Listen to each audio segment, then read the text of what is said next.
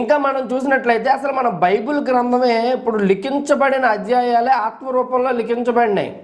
ఎందుకంటే బైబిల్ ఏం సెలవిస్తుందంటే, ఈ బైబిల్ గ్రంథం ఎలా రాయబడిందంటే, రాసిన వారు మనుషులు అయినప్పటికీ పరిశుద్ధాత్మ ప్రేరేపణ ఆధారంగానే వారు రాశారు.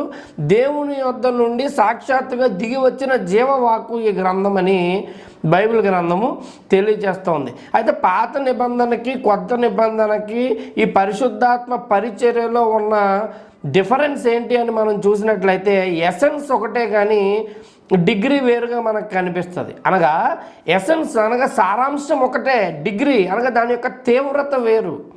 ఎట్లా అంటే ఇప్పుడు మనం నీళ్ళను వేడి చేస్తాం కదండి, గోరువెచ్చగా నీళ్ళు ఉన్నాయో లేదో చూడటానికి అందులో వేళ్ళను చేతిలో పెట్టి చూస్తూ ఉంటారు. అయితే అది 100 డిగ్రీలు 120 డిగ్రీలు ఆ పైన వేడవుతున్నప్పుడు నీళ్ళు ఎవరో కూడా అందులో చేయి పెట్టే సాహసం చేయరు. ఎందుకంటే అది ఎంత తీవ్ర